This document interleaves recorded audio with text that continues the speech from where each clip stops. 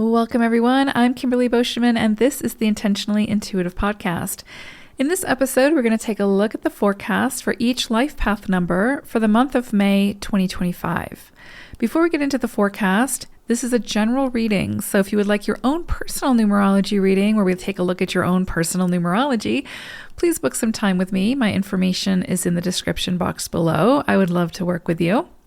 All right, let's go ahead and take a look to see what May holds in store.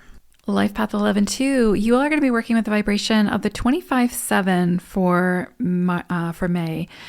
And this is interesting because it's going to it'll likely bring in sort of keynotes around relationships and changes to relationships. And because of that 7 energy, which is dominant this month, there's something about breaking through the illusion, about going deeper, about not taking things at face value, but really getting to sort of the nitty-gritty, like really diving deeper. And the 7 usually puts the emphasis or the focus on us to do that work. So in other words, this is about greater self-discovery, greater self-exploration, to see, to ask ourselves those bigger questions and then to investigate further. Like what kind of relationships do we want? What do they look like? What do they feel like? What do they bring to our lives?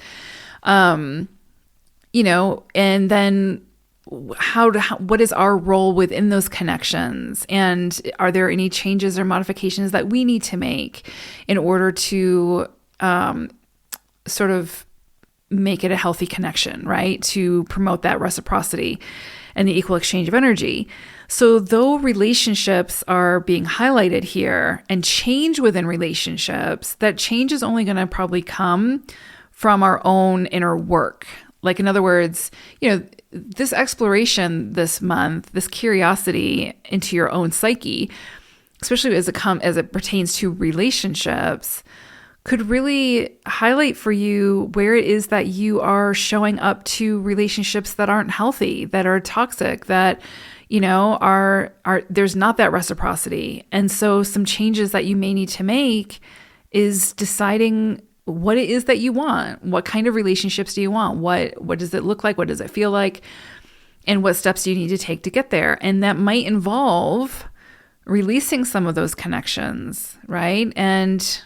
Or hitting the pause button and exploring other connections. I mean, this is a lot could come up with this, but it's not so much it's not this outward focus this month on just looking at the what the other person is doing or how the other person is contributing to the relationship or the changes that the other person needs to make. Because of this, it's driven by this 7. It's this deeper dive inwards to see, okay, what relationships am I happy with? Which ones feel good? And does the other person feel good in those connections? And having those conversations, and also looking at the ones that don't feel so great. So there's a lot of exploration here and curiosity, especially around relationships. And there's going to be likely some kind of change, some kind of aha moment, some kind of deeper clarity that will come in. And from that deeper clarity, some kind of change or different action will need to be made in order to get different results, if that's what we're looking for. So it's just a really good period for just going deeper within yourself and really asking yourself the big questions and being prepared for the big answers, because likely there will be some changes that need to be made or some different actions taken. So you'll just have to kind of feel through it as you go through it. Pay attention to your health this month. If anything shows up holistically that, is asking for your attention, give it your attention. Body, mind, spirit. If there's something feels out of balance or just doesn't feel right, this is such a great month to get things looked at, to get, to go a little bit deeper, maybe with a therapist, with a healer, with a numerologist. I don't know. So this is a great month for that, to really do that self-work. And listen to your body. So this month also, if your body's telling you it needs more sleep, give it more rest, more downtime, more sleep. If it tells you, it's craving certain foods, then, give it what it's asking for. Same thing if you feel like emotionally, dysregulated, or you just don't feel yourself. This is a great month to try new things, to, again, give your body what it's asking for. If it just wants more movement, give it more movement, whatever is coming in for you. When we listen to our body in that way, that's where we see the greatest results. It's not about listening to the external noise telling us what we need 24/7. It's really listening to our body and what it's asking us for and how we feel when we give it what it needs. So you could see that kind of be highlighted this month as well. Because you have the energy of the 2 and the 7 this month, with the 25/7, it is very possible that, and even with the 5, because 5 can bring in like romance and just fun and, just that flirtiness. But the 2 and the 7 can really indicate, well, first of all, relationships, but the 7 brings in that sort of more spiritual component, like the soulmate type of energy. So for some of you, again, this is a time where you could meet someone significant, where there's that deeper soul connection. But it could be more like fun, right? Like it doesn't necessarily have to be like a long-term relationship.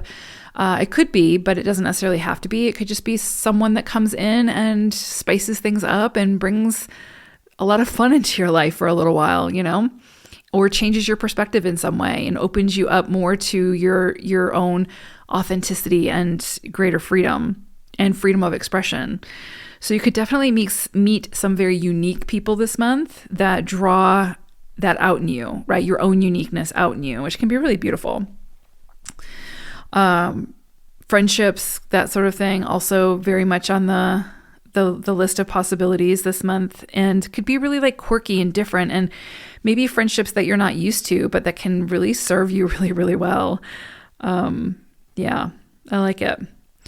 The other thing I would say is just be careful about being too hasty. This is definitely a time it's a more softer energy. So it's like, it's not about like striving and hustling and pushing.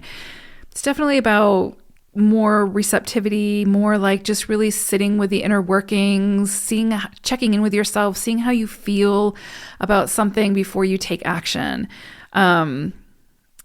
There can be this hastiness to this energy because that 5 is there. So you can feel like you're being pushed really quickly in some direction, especially if you meet someone and it's like, oh my gosh, it's love at first sight type of thing. That can be like a really fast moving energy.